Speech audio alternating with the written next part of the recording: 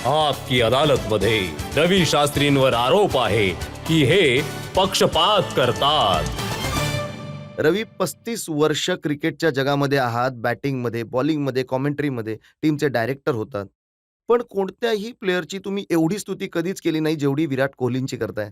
जसं तुम्ही म्हणता की अप्रतिम आहे कोहली, जोश आहे कोहलीमध्ये, बॉडी लँग्वेज कमालीची आहे, वर्ल्ड क्लास इनिंग्स खेळतात, नेहमीच मोठा स्कोर करायची इच्छा असते, फायटर आहेत. म्हणजे कोहली नाही तर काहीच नाही. तुम्ही जितक्याही गोष्टी म्हटल्या आहेत रजतजी, मला सांगा, मी एका तरी गोष्टीमध्ये चुकीचा आहे?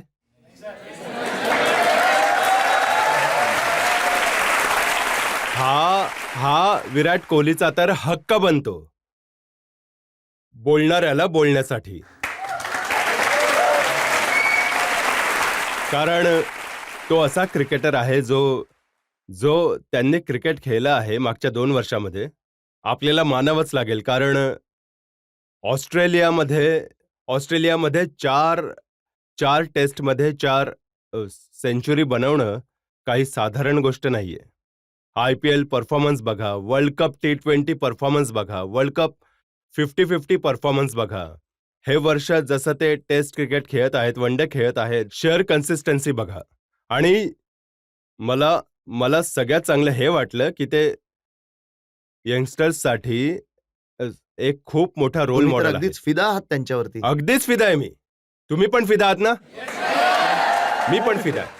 अगदीच फिदा आहे. अरे, असा क्रिकेटर मिळेल, हे जे आपल्या देशातले आहेत, कोणताही व्यक्ती प्राऊड असला पाहिजे. म्हणूनच तुम्ही म्हणताय की क्रिकेटच्या 3ही फॉर्मॅटमध्ये, T20 मध्ये, वन डे मध्ये, टेस्ट मध्ये, तिन्हीमध्ये कॅप्टन बनवलं गेलं पाहिजे. आता नाही ते तर बनतीलच. ते तर MS धोनीनेही म्हटलंय की वेळ येईल जेव्हा विराटला 3ही फॉर्मॅटमध्ये करावं लागेल. यात तर काही शंका नाहीये. पण ऍट द मोमेंट जो काही अनुभव धोनीचा आहे, त्याचा वापर केला गेला पाहिजे पूर्ण टीमने. कारण नाही, हे बघा, मी तुमचं स्टेटमेंट पाहिलं अच्छा. आहे आणि एकदाच नाही, कित्येकदा तुम्ही हे म्हटलंय, हा. आता वेळ आली आहे की विराट कोहलीने 3ही फॉर्मॅटमध्ये कॅप्टन बनवलं गेलं पाहिजे. तुम्ही हेही म्हटलंय की जर मी सिलेक्टर असतो तर कोहलीला 3ही फॉर्मॅटमध्ये मी कॅप्टन बनवलं नक्कीच असतं. विचार केला असता याबद्दल. मी नाही करत आहे मग की धोनीने काय बिघडवलंय तुमचं? नाही, धोनी अजिबात. धोनी माझ्या मते, मला काय पाहायचंय की 1 वर्षानंतर चॅम्पियन्स ट्रॉफीच्या नंतर किंवा त्यानंतर पाहिलं तर कसा टीम परफॉर्म करते. धोनीची काय इच्छा आहे? मला असं वाटतं की धोनीने आपला क्रिकेट एन्जॉय करावं, एक खेळाडू म्हणून. आणि विराट कोहली एक कॅप्टन म्हणून खूप शिकतील धोनीकडून जेव्हा धोनी टीममध्ये असेल, वन डे टीममध्ये. तर हे जे ट्रान्झिशन जे होईल ते हे बघा, खूपच चांगलं हेच तर- होईल. हे बघा. जसं तुम्ही सचिन तेंडुलकरला पाहिलं असेल, जेव्हा ते खेळले धोनीच्या अंडर, राहुल द्रविड खेळले धोनीच्या अंडर. राहुल द्रविड त्यांचे कॅप्टनही होते, नंतर त्यांच्या अंडरही खेळले. तर त्यामध्ये या काळात धोनीने खूप काही शिकलं. तर माझ्या मते तसंच विराट कोहली खूप काही शिकू शकतो. जर धोनी टीममध्ये असेल, त्याच्या अंडरही खेळावं आता त्याने. सांगा, विराट कोहलीला शिकवण्यासाठी त्यांनी कॅप्टन्सी सोडावी. नाही हेच असंच म्हणायचं. अजिबात नाही. जर कॅप्टन्सी बद्दल शिकायचं आहे, खूप शिकू शकतात महेंद्रसिंग धोनीकडून. कारण ते तर दादा आहेत. असे क्रिकेटर कधी भेटतील? बघा, आता न्यूझीलंडच्या विरुद्ध 80 रन बनवले. हम्म. आता ते 4थ्या नंबरवर आलेत. महेंद्रसिंग धोनींमध्ये तर खूप क्रिकेट बाकी आहे अजून. खूप क्रिकेट, फिटनेस तर खूप चांगलं आहे. पण मी जे म्हणतोय की 10 वर्षापासून प्रेशर सहन करत आहेत एक कॅप्टन म्हणून. आता वेळ आली आहे एका वर्षामध्ये किंवा 1.5 वर्षात की तीच जबाबदारी आणखी कोणत्या प्लेअरने घ्यावी आणि धोनीला एन्जॉय करू द्यावं त्याचं क्रिकेट.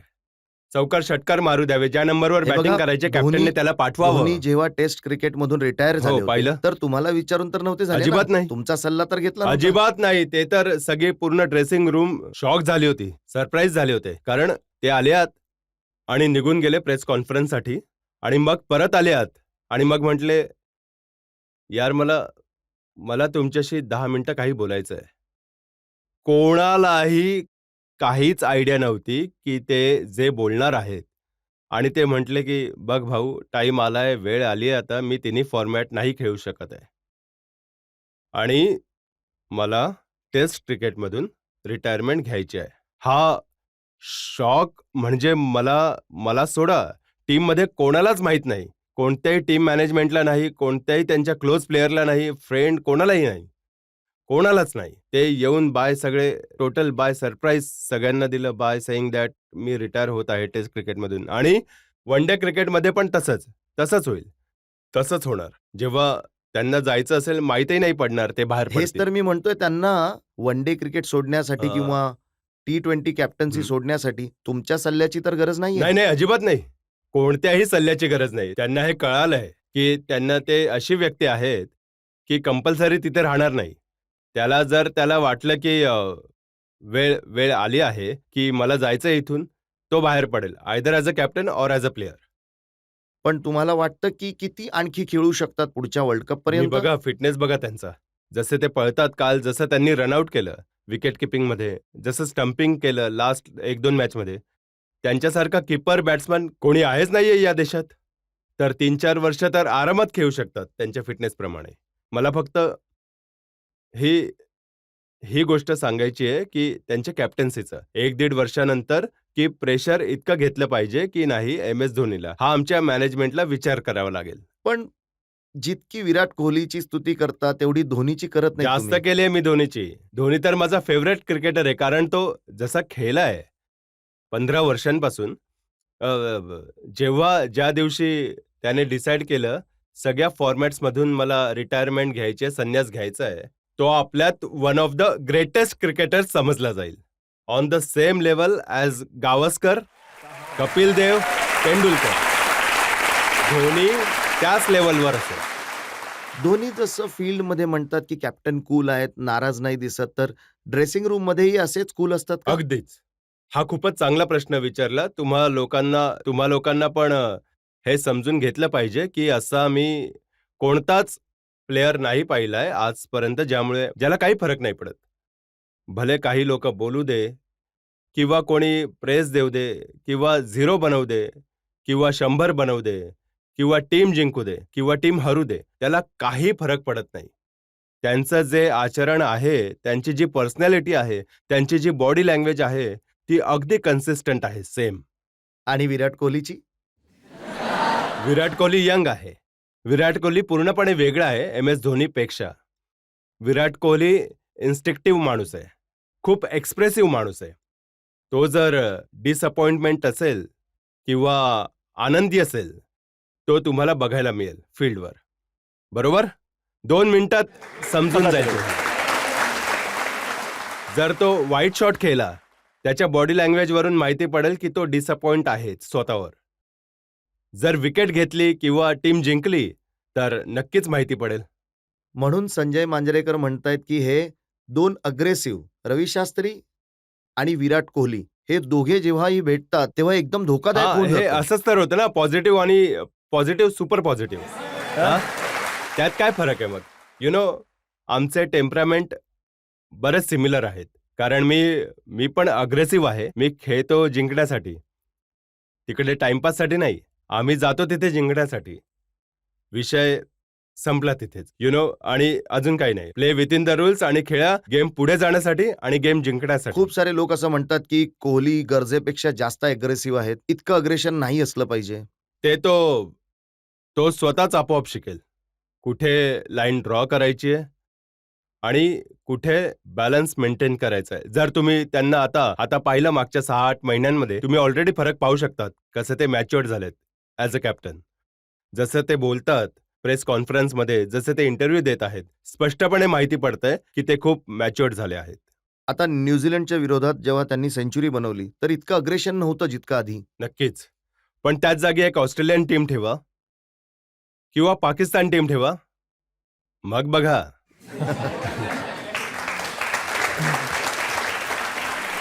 मग जेव्हा पाकिस्तान बरोबर मॅच होत असते तेव्हा सगळ्या टीममध्ये इतकं अग्रेशन कुठून आलेलं ते असतं? तर आपोआपच काही बोलावं नाही लागत.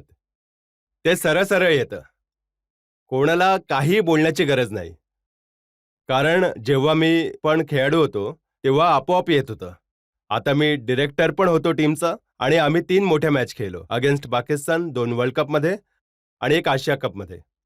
आणि जितकं टेन्शन इंडिया-पाकिस्तान मॅचमध्ये असतं, त्याच्या तुलनेत आणखी कोणत्याही मॅचमध्ये नसतं. रवी, तुम्ही विराट कोहलीलाही चांगल्या प्रकारे ओळखता, MS धोनीलाही ओळखता, दोघांबरोबर खेळलायत.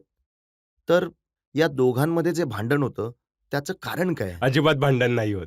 इनफॅक्ट हे तर प्रेसवाला प्रेसवाल्यांना वाटत असेल की भांडण व्हावं, पण अजिबात भांडण नाही. यांचा जो आदर आहे एक दुसऱ्याप्रती, तो खूपच जबरदस्त आहे. विराट कोहली मानतात महेंद्रसिंग धोनीला, मानतात की हा खूप मोठा प्लेअर आहे आणि मी खूप शकलो आहे यांच्याकडनं. आणि MS धोनीला हेही माहिती आहे कसं हँडल करायचं विराट कोहलीला. त्यांना माहिती आहे की हा डेडली प्लेअर आहे. त्यांच्याकडून कसं मॅक्झिमम काढायचं हेही माहिती आहे महेंद्रसिंग धोनीला. तर हे जे बोलतात ना, 2 अल्फा मेल्स आहेत एकाच ड्रेसिंग रूममध्ये, पण जो आदर आहे एक दुसऱ्याप्रती खूपच जबरदस्त आहे. आणि हे सगळ्यात माझ्या कार्यकाळामध्ये मला सगळ्यात चांगली गोष्ट जी वाटली ती हीच पण वाटली की आदर पब्लिकमध्ये आहे. असं इम्प्रेशन आहे, या दोघांमध्ये आपापसात भांडण चालू असतं, तक्रार चालू असते. दोघं एकमेकांना काहीच समजत नाही. हे तर इंडियन क्रिकेटमध्ये नेहमीच होईल. लक्षात ठेवा, जेव्हा आम्हीही खेळायचो, कपिल देव बनला पाहिजे कॅप्टन, कोणी म्हणेल सुनील गावस्कर बनला पाहिजे, कोणी म्हणेल बेदीला बनलं पाहिजे, कोणी म्हणेल दुसऱ्याला बनलं पाहिजे. तर नेहमीच कॅप्टन्सीमध्ये एक दोघांच्या विरोधात करत राहतील मीडियावाले. पण सगळ्यात महत्वाची गोष्ट आहे खेळाडू कसा विचार करतात. आणि हे मला सांगायचं आहे स्पष्टपणे, जो आदर आहे दोघांचा एकमेकांप्रती खूपच जबरदस्त आहे. नाही, आदर तर आहे, पण भांडण आहे की नाही? अजिबात नाही.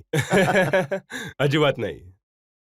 रवी, बरं झालं तुम्ही सांगितलं जनतेला, की विराट कोहली आणि MS धोनी यांच्यामध्ये, कारण दोघंही खूप पॉप्युलर प्लेयर आहेत. दोघांवरही जनता खूप प्रेम करते. धोनी आणि विराट कोहलींबद्दल कोणाला काही प्रश्न विचारायचे आहेत का?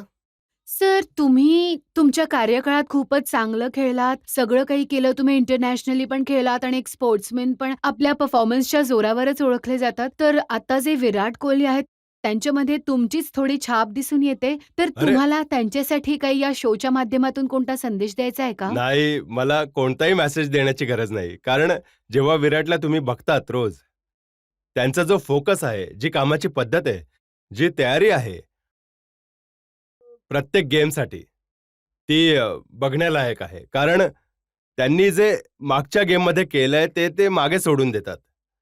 ते जसं त्यांनी लास्ट गेममध्ये 150 रन्स बनवले, जेव्हा यावेळेस नेक्स्ट गेममध्ये बॅटिंग करायला आले, तर ते सगळे विसरून गेले होते. त्यांचा जो फोकस, त्यांचा जो डिसिप्लिन सुरुवातीला पाहण्यालायक होता, की त्यांची जी तयारी आहे, त्यांना माहिती आहे की पुन्हा त्यांना सुरुवात करायची आहे, झिरोपासून आणि लांब पल्ला गाठायचा आहे. तर हे जे आहे कामाची पद्धत, ती बघण्यालायक आहे. तर बोलण्याची काही गरज नाहीये. एका ठिकाणी मी पाहिलं तुमच्या इंटरव्ह्यूमध्ये तुम्ही म्हटलं, की 2-3 लोक हे सारखं-सारखं म्हणतात, की धोनीने आता संन्यास घेतला पाहिजे.